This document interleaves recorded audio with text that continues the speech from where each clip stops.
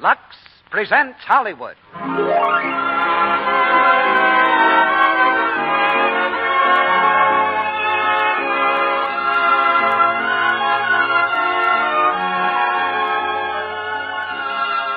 The Lux Radio Theater brings you Loretta Young, Jeffrey Lynn, and Brian Donlevy in Jezebel.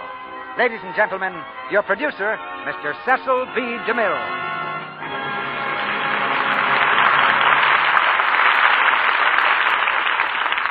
Greetings from Hollywood, ladies and gentlemen.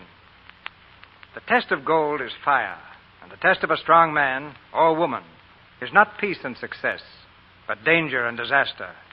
It's true today, and it was true 100 years ago, when a vain and selfish girl suffered her trial by fire and came out a heroine.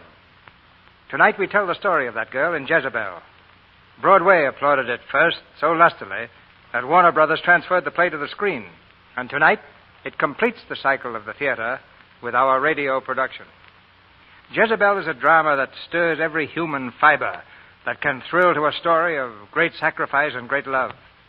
A drama that requires a really fine actress in the central role. And that part goes to Loretta Young as our own private Academy Award for the magnificent performances she's given us in the past. Jezebel takes us back to a glamorous scene, the South before the war between the states. A land of gallant, quick-tempered men and lovely, impetuous women who lived by the high code of a day now beyond recall, lived excitingly, dramatically, and dangerously. That was the day of Julie Marsden, who will be played for us by Loretta Young, the time of Preston Dillard and Buck Cantrell, played by Jeffrey Lynn and Brian Donlevy. Those days were filled with adventure and beauty, but don't let's be downhearted, because these days are too. As a matter of fact, there are more beautiful women in this country now than ever before. And, of course, that helps to make Lux Toilet Soap a bestseller. Wherever you see beautiful women, and that's everywhere on this continent that I've been, Broadway, Main Street, or Hollywood Boulevard, you'll find Lux Toilet Soap a favorite. But come back with us now to the gaiety and color of the years when the South was a world in itself, and one of its loveliest cities was New Orleans. The curtain rises on the first act of Jezebel, starring Loretta Young as Julie Marsden, Brian Donlevy as Buck Cantrell, and Jeffrey Lynn as Preston Dillard.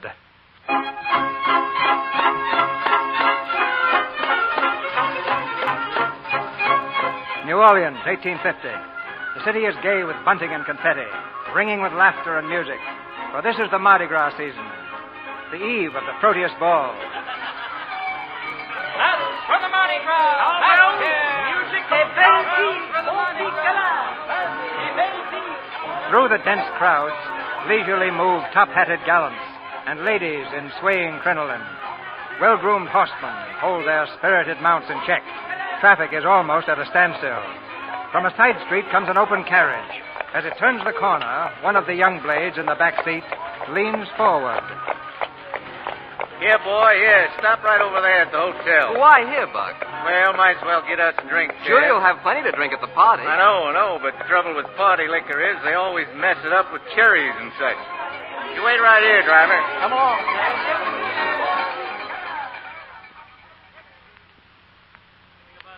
I'll tell you, if there's one thing I know, it's bloodlines. How you, gentlemen? Gentlemen. How you, Buck?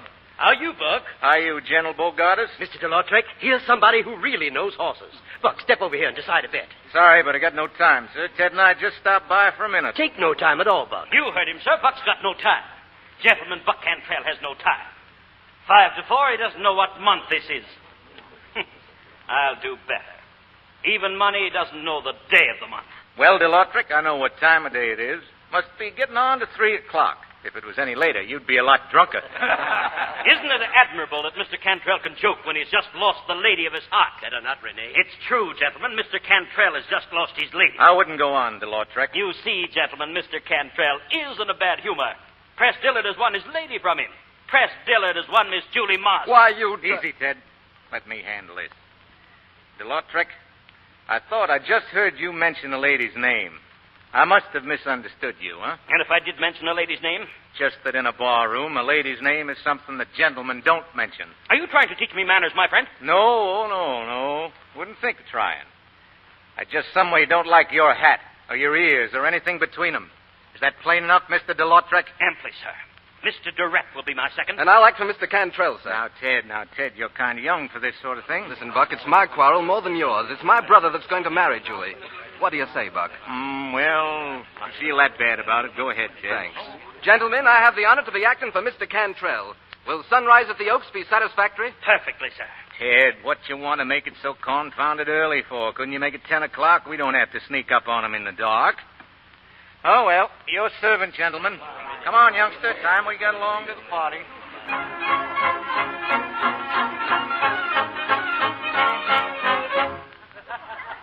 I don't see Julie, Buck. Where do you suppose she is? Is there ever any telling where Miss Julie is? There's her aunt.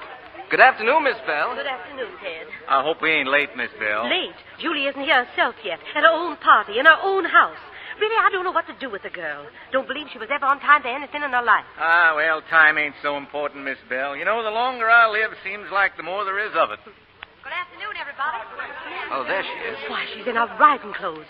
Julie. I'm terribly sorry to be late. I had trouble with the coat. Julie, a riding habit. No time to change, Aunt Bell. I think you look lovely, dear. Well, thank you, Miss Kendrick. How are you, Ted? Buck? Miss Julie? How you, Julie? Julie, everybody's been talking about you. It's disgraceful. But I said I was sorry. You know, when a colt gets high-headed, it's teach him his manners right now or ruin him. Yes, that's so important, isn't it? Yes. Julie, dear. Molly. Oh, Julie, I've been wanting to tell you, and I haven't had a chance. I think it all sounds so thrilling, Julie. Mary and Preston going to live way up north. That hasn't been decided yet. Oh, Julie, I wish you and Press all the happiness. The best of health and the most of prosperity. Molly, you said the very same thing the last time Press and I were engaged. Well, where is Press? I haven't seen him yet. Oh, he'll be here. He was held up at the bank. Something important. Drinks for the gentleman, Miss Julie. Oh, thank you, Uncle Cato. Buck? Thank you. To the very good health of the future Mrs. Dillard. Aren't you going to wish me happiness, too? What's the use? You won't get it. Marrying a trader, going up north. Press is a banker, not a trader. I'll thank you to remember that, Buck. I keep forgetting there's a difference. But just the same, you're not going to like it at the north, Miss Julie. I tell you, that's a fact. I'll be happy anywhere Press is. My dear, isn't Preston ever going to arrive? Oh, I am sorry, Miss Kendricks. He'll be here later. Preston found it important to meet with the directors of his bank. But it's your party, Julie. I think he knows that. Oh, what a shame. But I suppose a shoemaker must stick to his last. Bankers, too, Miss Kendrick. Excuse me. Aunt Bell, has Press sent any word? Just that it can't come is all. He can't come. Uncle Cato, order a carriage, please. Yes, sir, Miss Julie. Julie, what for? If Press can't leave his bank to come to me, then I shall have to go to the bank. Julie.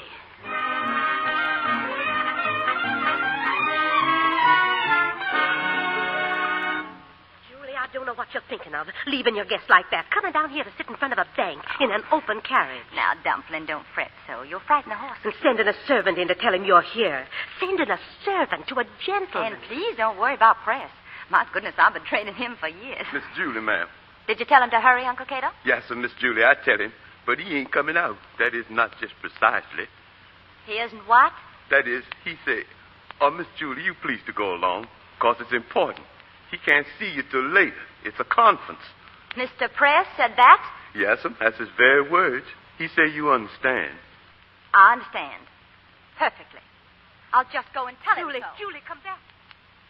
As I said before, gentlemen, the South is doomed to economic extinction unless it is willing to compete with the enterprise and energy of the northern states. Now, the way I... Press? What? Why, Julie. May I speak to you, Press? I'm sorry, gentlemen. I'll be back directly. Julie, what in the world? Press, are you coming or aren't you? Now, Julie, please try to understand. I only understand that you promised. I told you I couldn't get to the party. Oh, the party, that's over. But you promised to go to the dressmaker's to see my new dress fitted. Your appointment wasn't today. Well, I made it today. It was the only time she had. And you promised, Press. Julie, please, we're having a conference. This is important. I suppose it isn't important that I've spent a month having my ball dress made for tomorrow night. In fact, I don't suppose it's important what I wear to the Proteus ball. Oh, now, honey. It's only you that's so important. You and your board of directors. I suppose they couldn't possibly get on without you. Now, Julie, you've got sense. Thank you, Press. Right now, I'm having the fight of my life in there. A grand fight. I've got to get back. Just you run along, and later tonight... Don't trouble. I'm sure you'll be too exhausted from your great struggle. Julie, you must realize... I realize only too well. Good day, Mr. Dillard. I'm sorry I troubled you.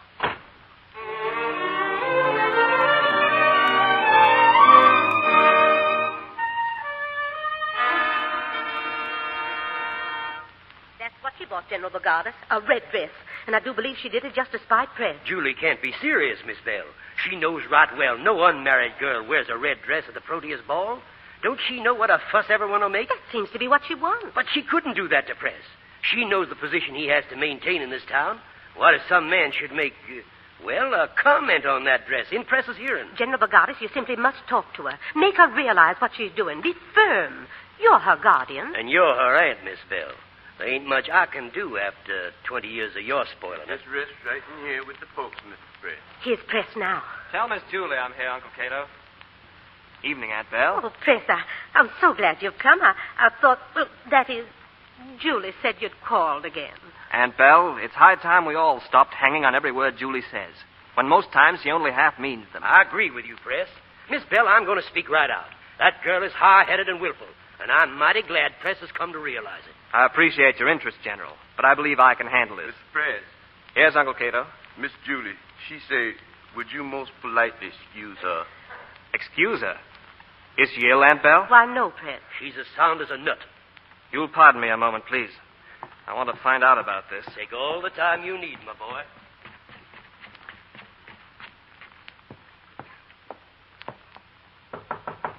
Julie, it's Press. Open the door.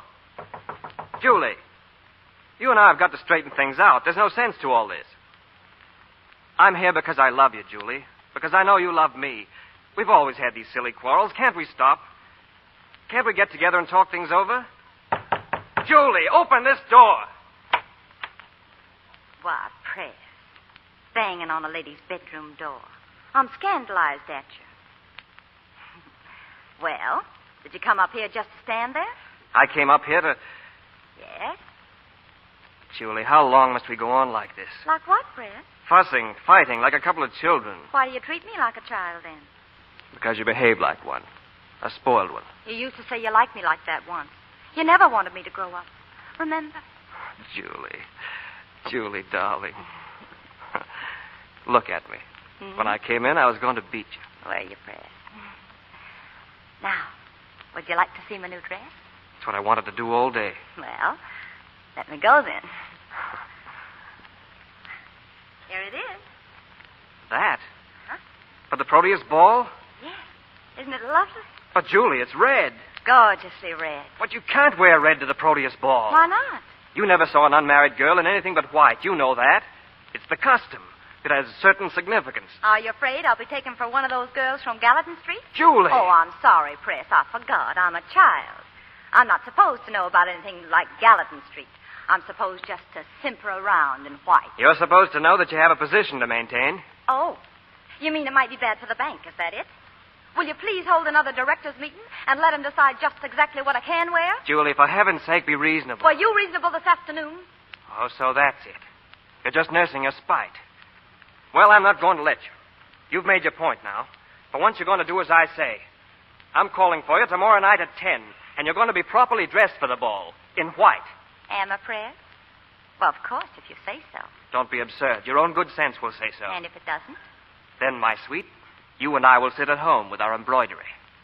Good night. 10 tomorrow, in white. Good night, Press.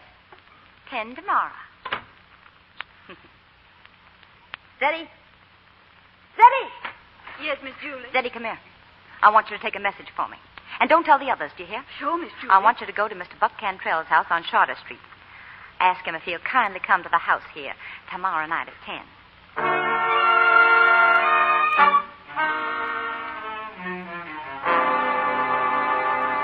Buck? Evening, Miss Julie. Your message said 10 o'clock, and here I stand. Buck, I just heard. Is it true you killed him? Killed who, Miss Julie? You know what I mean. Mr. DeLautric.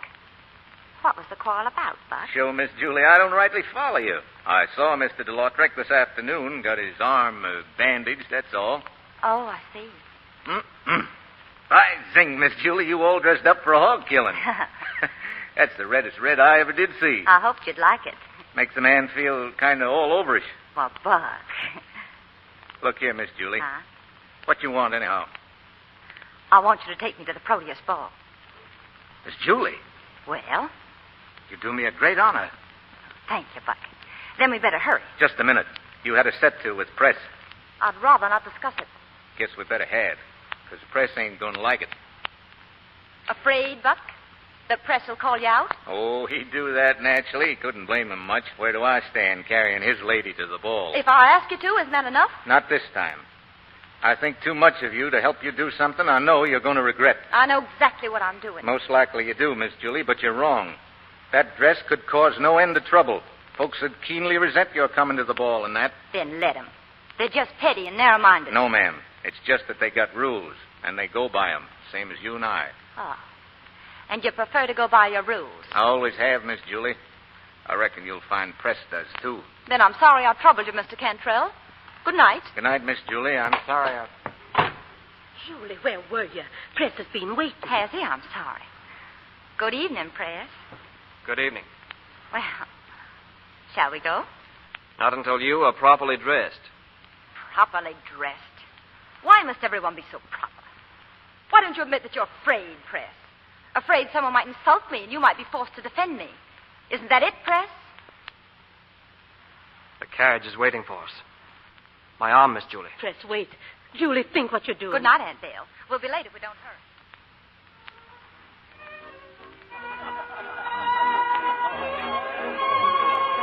Your wrap, Miss Julie.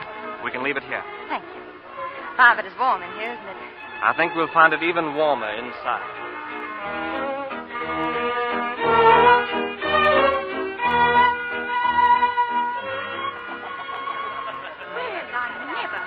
Look at Julie Marston. Just look at her. A red dress. Horrible, shocking. Oh, she shouldn't have. If she dances, I shall ask the ladies to leave the floor. Good evening. Evening, gentlemen. Why, good evening. You all have the privilege of Miss Marsden's acquaintance, I think? Gentlemen, how are you, Mr. Knight? Very well, thank you. If you'll excuse me, I have to meet my partner. Oh, certainly. Evening, Buck. Evening, Miss Julie. Your servant, sir. What's the matter, Mr. Cantrell? You haven't a partner you have to meet, too. Why, no. No, I came alone. A pleasant evening, isn't it? Yeah, mighty pleasant. Nice and cool. Do you find it cool in here? I don't find it particularly cool. Do you, Julie? Why, no, I don't. I don't find it particularly cool, Mr. Cantrell. Miss Julie doesn't find it so. Perhaps it's something in the atmosphere that's peculiar to you. I reckon it is. Now that you speak of it, it's just about right. It seems so to me. Do you think so, Julie? Yes. Yes, Press. Will you excuse us, Buck? Your servant, Miss Julie. Thank you. Yours, sir. Press, I think we better leave. Take me home, please. Why, my dear, we haven't danced yet. Shall we? I don't want to dance, Press. I'd rather go. Oh, but we must. Come, Julie. Press, did you hear me? I don't want to. Dance, Julie. Press, stop. Let me go. Oh, no, Julie. They're leaving the floor. Let them. You don't care what they think, do you? I won't dance alone, Press. Please, Press, take me out of here, please. Why did they stop the music? Oh, Press. Play. Press, don't. Go on, play. Do you hear? I won't do it. I won't do it. That's better. Now, come, Julie. Oh, Dance. No, let me go. Let go. Dance. I don't. If you don't let me go, Dance. We came here to dance.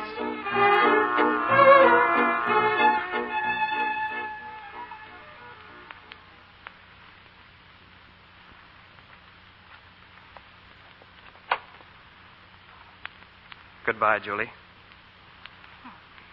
Is that all you've got to say to me, Press? There's nothing more to say. Even if I was wrong? You couldn't be wrong. You're Julie Marsden.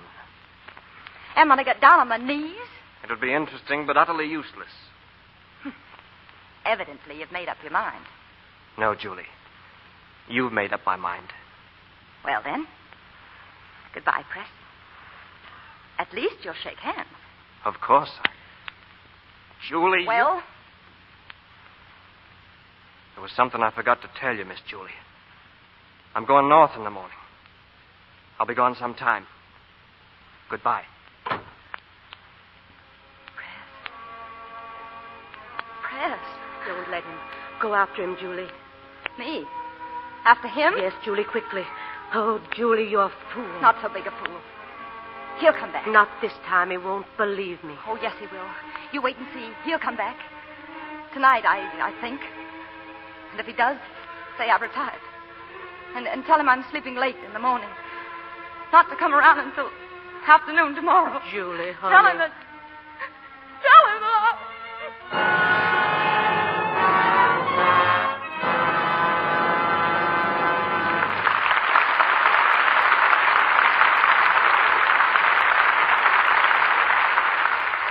just a moment, Mr. DeMille and Loretta Young, Jeffrey Lynn, and Brian Donlevy will return in Act 2 of Jezebel. And now here's our Hollywood news reporter, Libby Collins. Well, what's the news this week, Libby? Or should I say, whose news? Well, if you say whose news, then I can say Drew's news. Well, you win that one, Libby. I suppose you mean Ellen Drew. Of course. Paramount's mighty proud of its young star, Ellen Drew. Well, they should be. Well, she's a fine little actress and a beautiful one.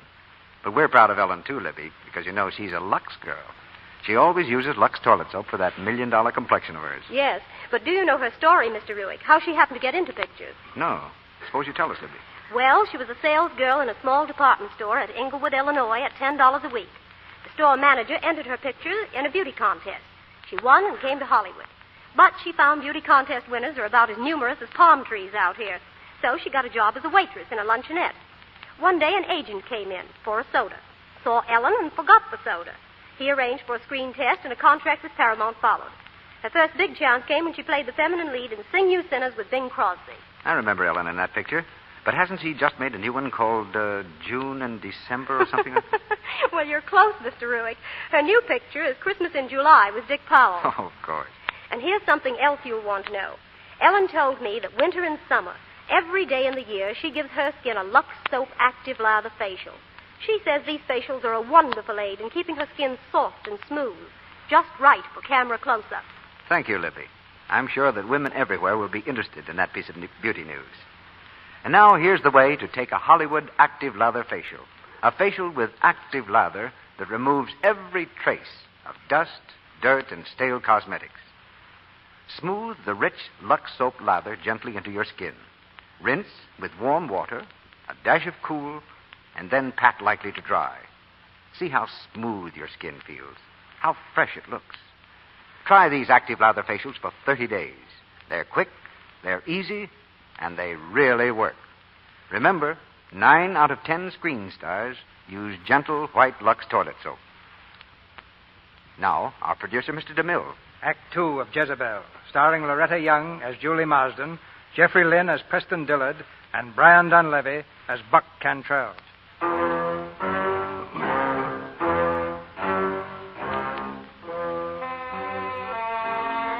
Almost a year has passed since Press and Julie said goodbye. The Mardi Gras Festival is only a few weeks off, but this time there's no gaiety in New Orleans.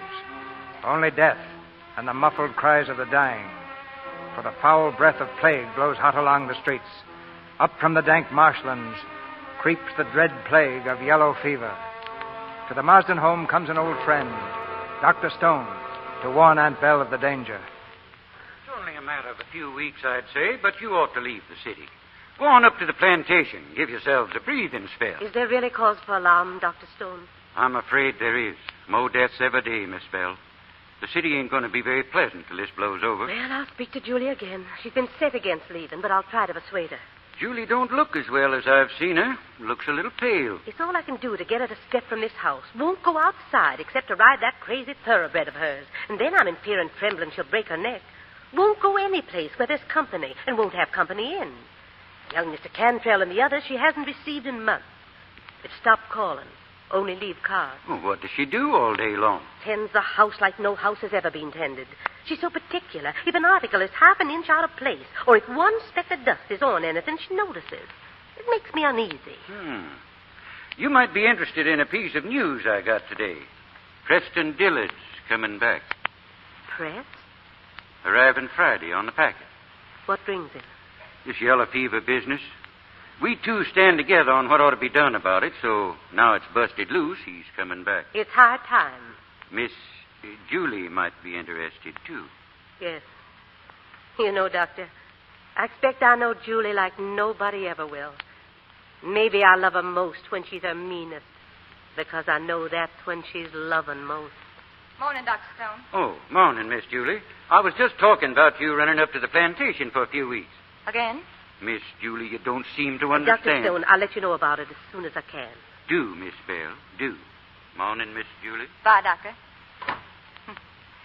You know, I do believe Dr. Stone takes pleasure in frightening people, particularly women. You don't remember the last outbreak of fever. You were too little. It was dreadful, Julie. I'm not afraid. I guess it's pretty serious. Press Dillard's coming home on account of it. Press is coming home? Of course he is. Did you know it? Certainly I knew it. I knew it all along. He had to come to me. He couldn't help himself. He wouldn't know how to fight as hard as I have to keep from going to him. We'll be married, Aunt Bill. I'm going to beg his forgiveness. I was vicious and mean and selfish. And I'm going to tell him how I hated myself for being like I was even then. I'll humble myself before him. All that ever stood between us will be gone when he takes me in his arms. There, child. Perhaps we'd better go to the plantation now that Press is coming. Of course. That's the right place for our meeting. We'd best start packing, too. Uncle Cato, Betty. Oh, Aunt Bill, we'll give a party. We'll invite everybody. A party to celebrate.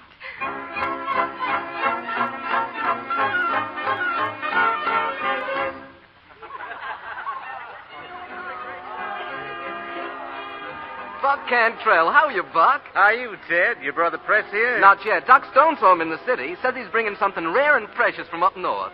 What could it be, I wonder? Oh, a stem wind and watch, maybe, hmm? Maybe that's it. A stem winder.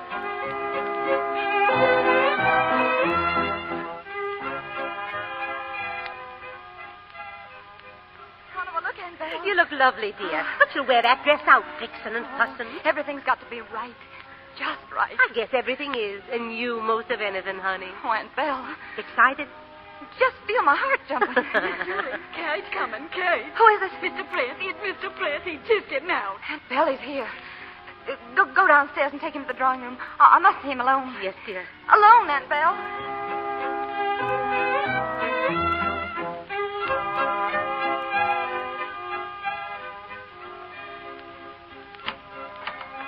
Press.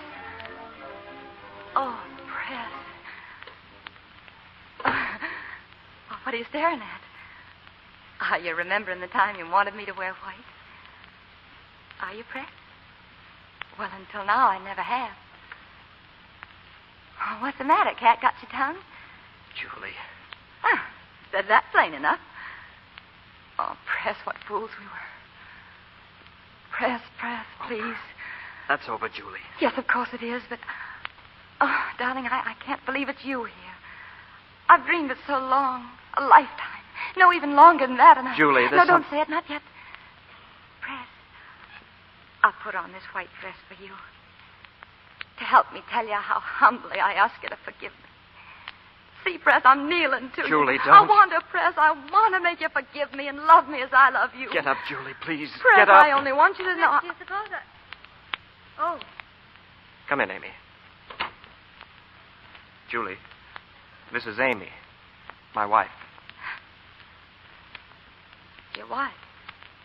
And you are, may I say, Cousin Julie? You're Press's wife.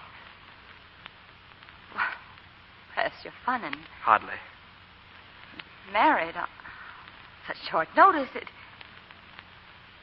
My felicitations, Press. You from the north, Miss Dillon? Yes, New York. From New York. Yes, I've never been south before, but I know I'm going to love it. You have such charming customs down here. You may find our customs, as you call them, quite different, Miss Dillard, from your countries. However, I'm happy to welcome you. Thank you. I did want to meet you. Press has told me so much about you.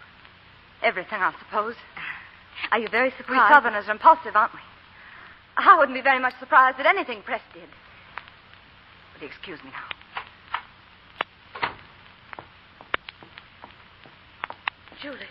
Julie, wait. I tried to find you, to tell you. Married. He's married. Julie, child, I'm so sorry. Oh, for heaven's sake, don't be gentle with me now. Do you think I want to be worked over? I've got to think and to plan. You can't fight marriage, Julie. Marriage. To that little washed-out Yankee. Preston's mine, do you hear? He's always been mine. If I can't have him, then... How are you, Miss Julie? Why, Buck Cantrell. Oh, why didn't someone tell me you'd come? Well, I'm most pointedly delighted. Most pointedly delighted, Miss Julie. Thank you. And just for that, I'm going to make you sit next to me at dinner. You honor me, Miss Julie. Oh, my goodness, Buck. You don't know how glad I am to see you.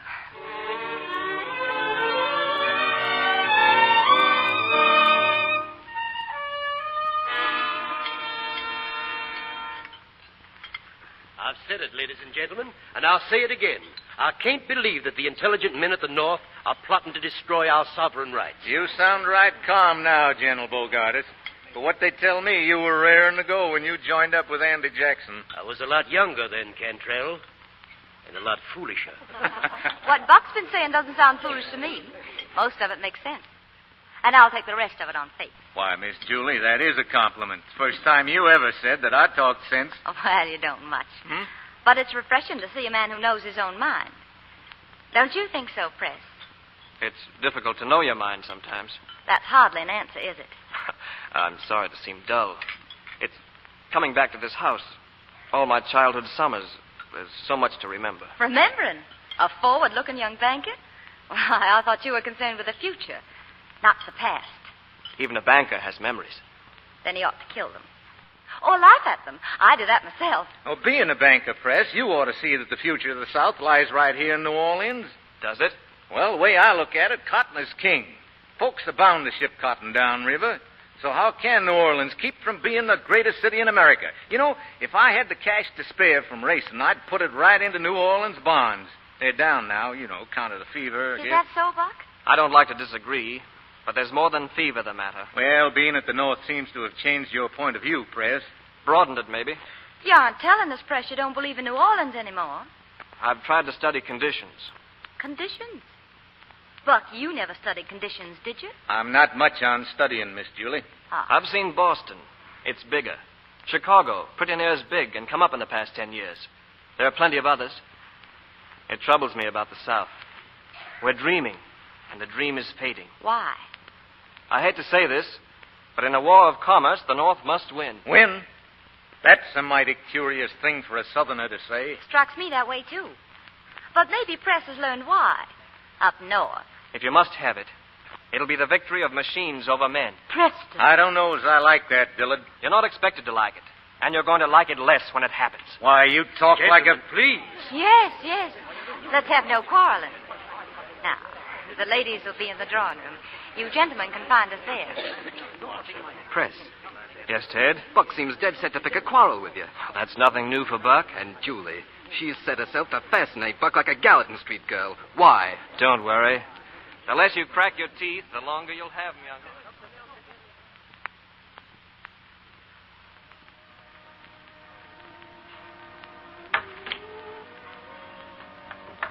Press, I saw you come out here. I wanted to talk to you. Yes, Julie?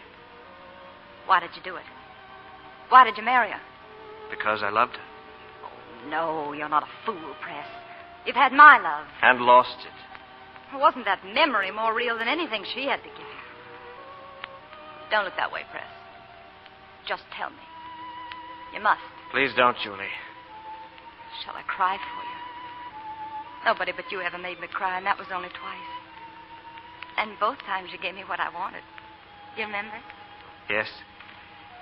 How much do you remember? Everything you ever said or did. Oh, Press.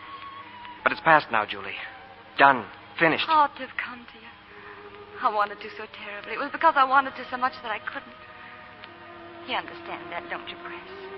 I didn't understand. I only knew what you did. I didn't understand myself. But I do now. And you do. You do. That's why you came back, Press. You had to come back to the country, you know. You belong here. Nothing can change that.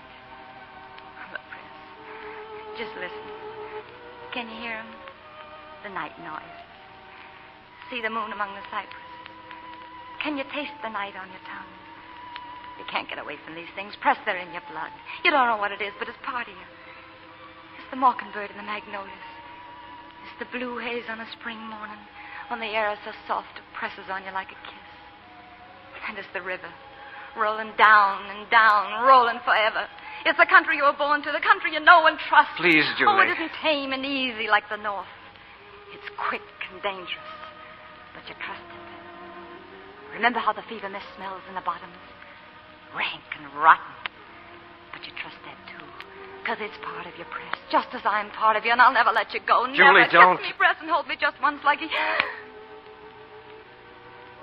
Press. Oh, Press, you're afraid of me. No.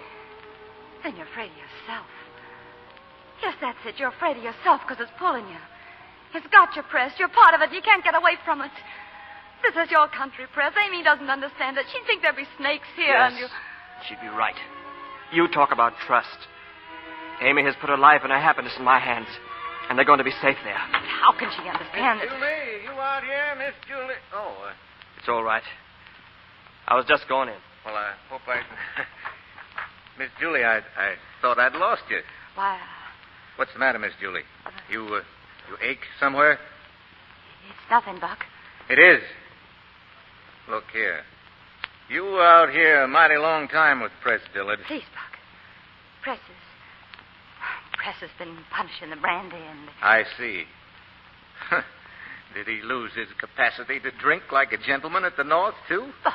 What does he think a lady's house is, a riverboat bar? What did he do? Forget it, please. Please, Buck. This is a secret between us. Why, sure, Miss Julie. I'll forget anything you want me to forget. Please, I wouldn't want some silly thing I said to be the cause I of know, Miss Julie, and you can depend on it. You ain't going to be the cause of anything. You can depend on me, Miss Julie. Buck, what was that? Oh, well, that's just the fever cannon from New Orleans. You can hear it when the wind's right. You can hear it right plain out here, folks.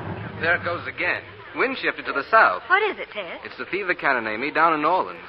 Fever cannon? That's right. At night, they set tar barrels blazing on every street corner. And the Washington artillery fire cannon to fight the plague. But what good does that do? Why, everybody knows that it starts the air currents that carry the fever away.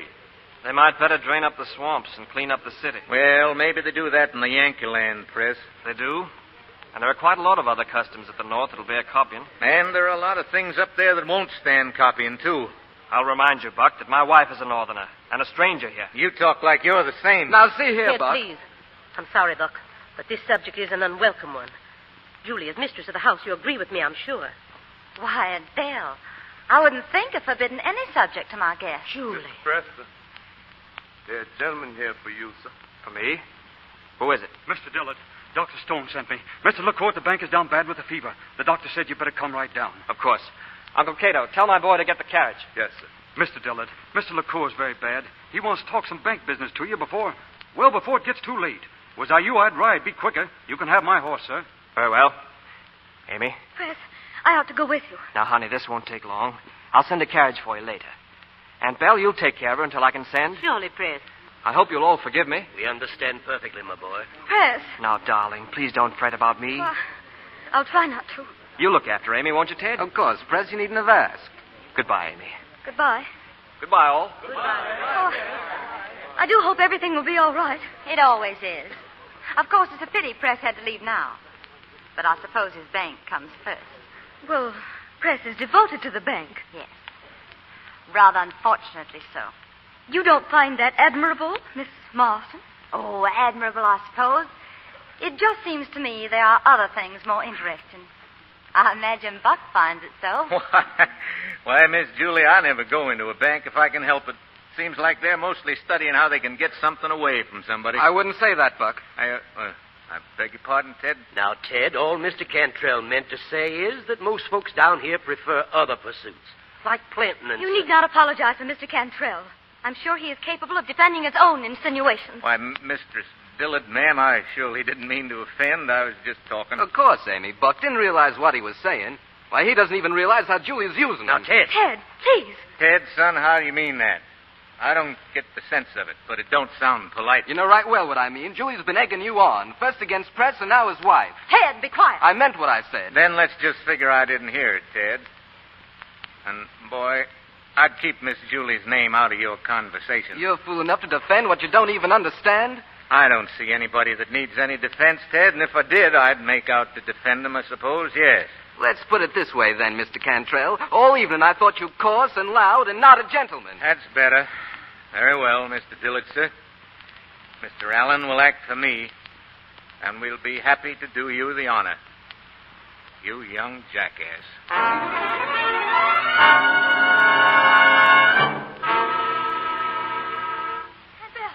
They're gone. They left the house an hour ago, before sunrise. Hush, dear. There's nothing can be done about it now. Oh, Aunt Belle, if anything happens to Ted, Press couldn't bear it. Oh, why can't we stop them? Why? We women can start the men quarreling often enough. We can't ever stop them. She could. Julie could. No, Amy, she couldn't. Are you savages? Good morning. What brought you out so early, Aunt Phil? It's a grand morning. I couldn't resist it. Where are the gentlemen? You know very well where they are and what they are doing. Yes. A silly custom. But part of what we Southerners call our chivalry. Do you know, sometimes I envy 'em to face what they hate. To kill or be killed. To settle something. We can't do that, we women. It doesn't mean anything else. To you? Why should it? Listen. Someone's come back. It's Ted. Ted! Oh, Ted! What happened? Buck's dead. I never saw a man die before. He knew what you'd done. He told me so before he died. Oh, Julie, you're a... Come, Amy. Come in with me. We'll be leaving now. Buck's dead. Well, say it. Say what you're thinking, Aunt Bill. What is it? I'm thinking of a woman called Jezebel, who did evil in the sight of God.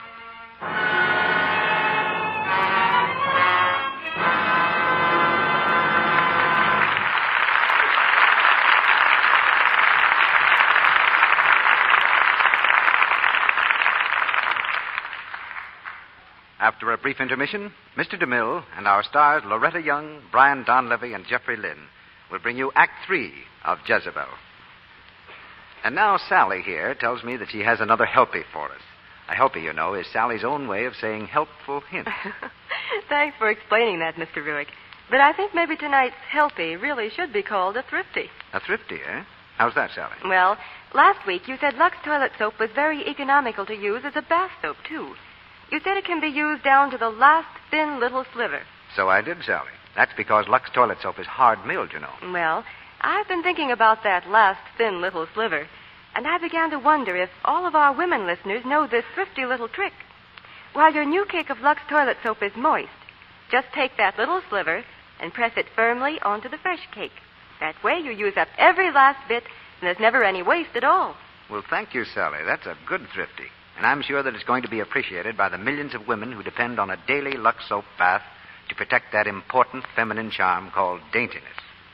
You see, Lux soap has active lather that does a gentle, thorough job. Leaves skin really fresh, sweet, perfumed with a delicate flower-like fragrance that screen stars and fastidious women everywhere find delightful. You'll find that while Lux toilet soap makes your daily bath a real luxury, it costs so very little, it's thrifty, especially if you buy it the economical 3 cakes at a time way. Start tomorrow. Use gentle, fragrant Lux toilet soap for your beauty bath. You'll love it. We pause now for station identification. This is the Columbia Broadcasting System.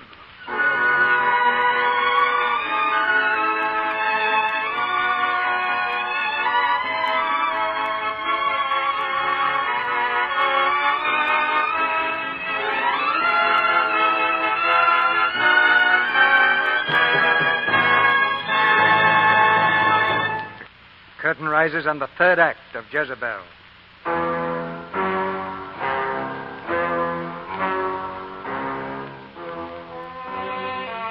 With the death of Buck Cantrell, the guests at the plantation prepare to leave. But from New Orleans comes word that holds them prisoner. No one can pass through the fever line. In the city, the dull boom of cannon punctuates the sultry night as a long procession of wagons rattles through the deserted street. Sick wagons carrying fever-ridden patients to Lazarette Island. There they go, Press. Today's crop of sick folks for Lazarette Island. So New Orleans has come to that, Dr. Stone. Sending its sick away to die. It was the same in the epidemic of 1830, Press. Folks will do mighty near anything to let them get scared enough. It's murder. You know nobody ever comes back alive from that place. What are we trying to do? Save folks or kill them? Opinions differ, Press. Maybe if we get rid of the fever patients, the rest of us will have a chance. This is Yellow Jack, son. We do what we can, that's all. Come on in the hotel. We'd better get us a drink.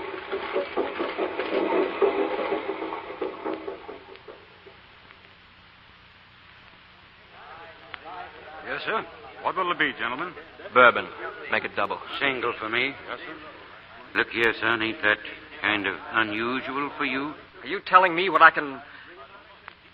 I'm sorry, Dr. Stone. I don't know why I said that. Don't you feel right, boy? Why, kind of edgy, maybe. Been a tough day. And I got chilled walking up. Chilled? Press, you ought to be easing down. With liqueur gone, we're looking to you to see the bank through this mess. I couldn't be. I saw him myself day before yesterday. I saw him in our past. You think I don't know a dead man when I see one? Buck Cantrell? Yes, Buck Cantrell. He's dead, I tell you, and Ted Diller's the one who killed him. Ted? Oh, I don't believe it. Gentlemen, I'll give 20 to 1 that it's the truth. Just a minute. Yes, sir?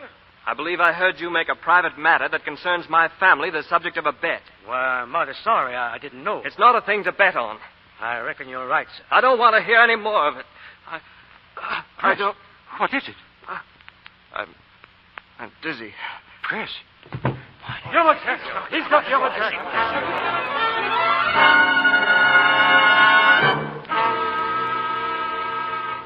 Uncle Cato, what are you saying? It's the truth, Miss Julie. Dr. Stone sent me from New Orleans. Mr. Press, he got the fever bad. Fever? Yes, sir. He took him to your house, Miss Julie, 'cause the hotel folks won't take him in. They're going to send him off to that leper place. The lazarette?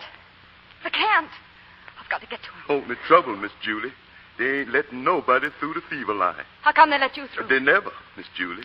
I just kind of ooze through. But how?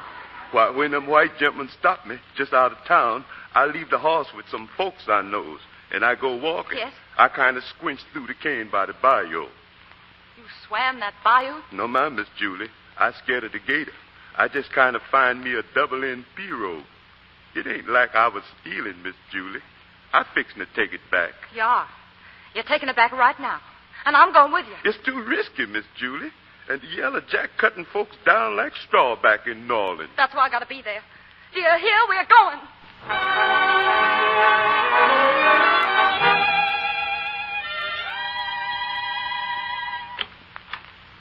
What, Miss Julie? Doctor, is Brett still here? Why, yes, Oh, but thank heaven. How is he? as well as can be expected, he's up in your room, Miss Julie. I want to see him. I had to bring him here. No hotel would take him, of course. Naturally, his place is here. He's got to stay here. They mustn't take him to that island. You've got to stop him. He'd die. Now, my dear, I'm doing what I can. Come in. Press. Oh, Press. You. What are you doing here? I came to help you. Keep away. Don't touch me. Please, Don't touch me. Please, it's Julie. Julie. Yes. In white. A white dress, Julie. Oh, Out of his head, Miss Julie. what can we do for him, Doctor? Just keep applying the compresses. Yes. But you oughtn't to be here. Yellow Jack's mighty catching, Miss Julie.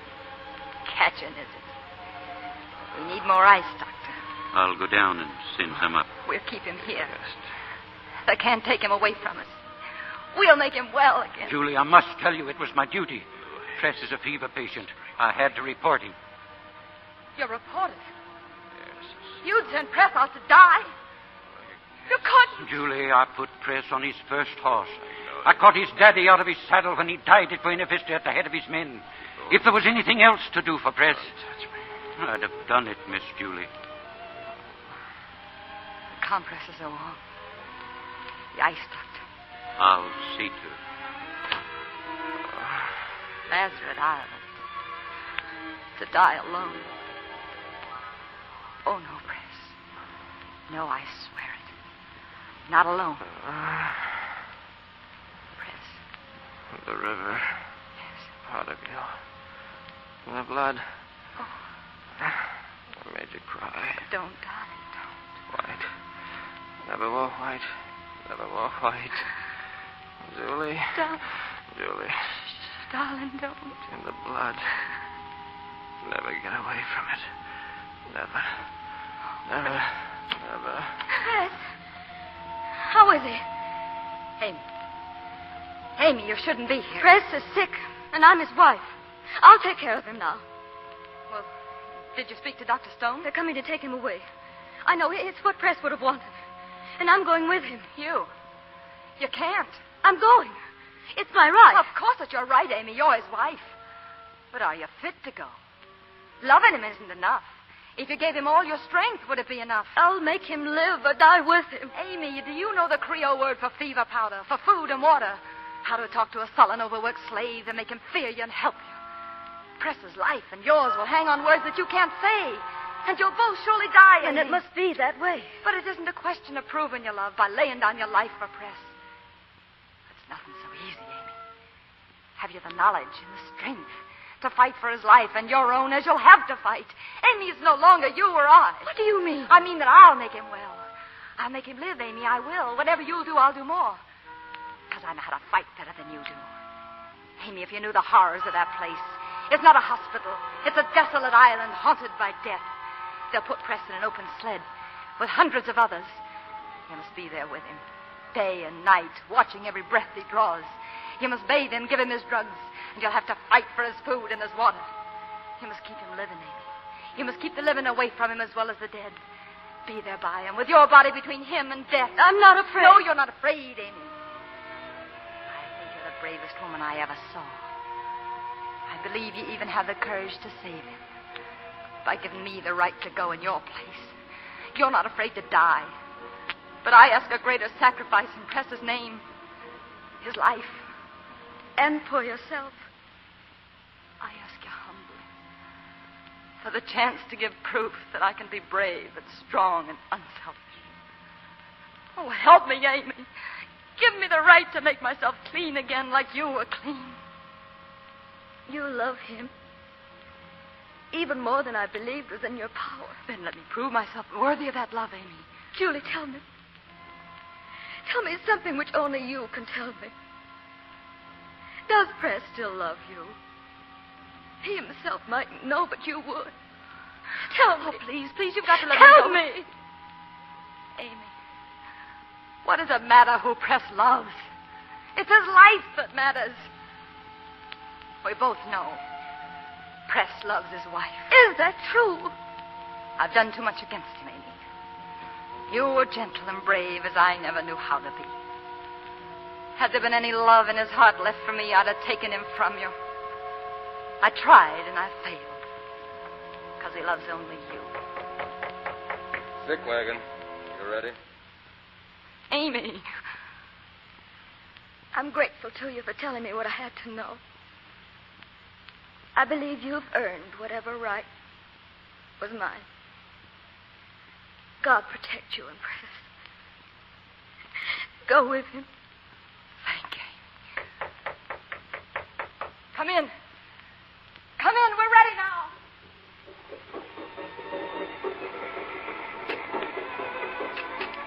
There's another. There's the Red Island. Julie. Yes, Press. Yes. Don't leave me, Julie. I won't leave you. I won't leave you, Press.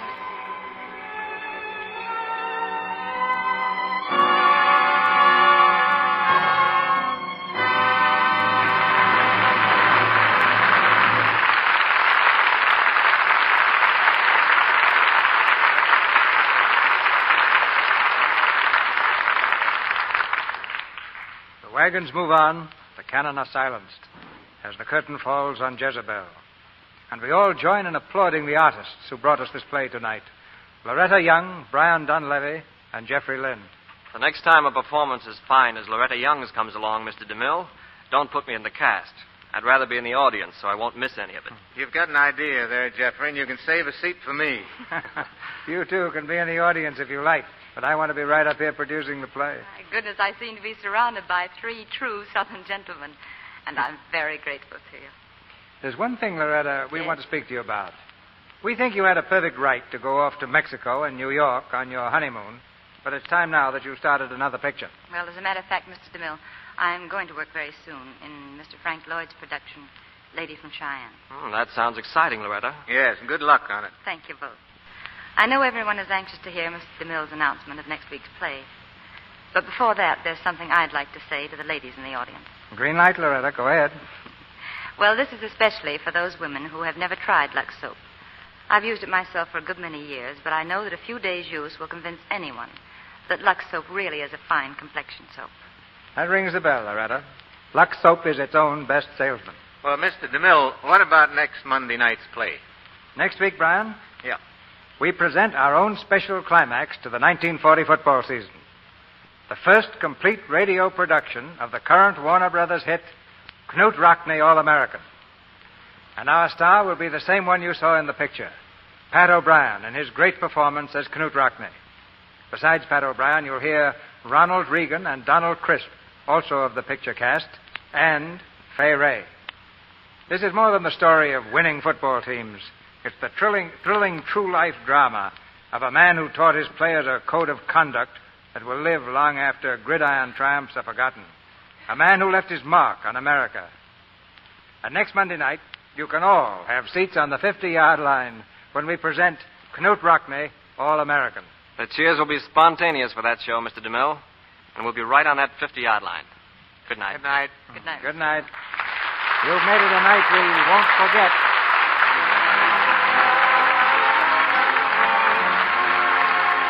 Our sponsors, the makers of Lux Toilet Soap, join me in inviting you to be with us again next Monday night when the Lux Radio Theater presents Pat O'Brien, Ronald Reagan, Donald Crisp, and Fay Ray in Knute Rockne, All-American. This is Cecil B. DeMille saying good night to you from Hollywood.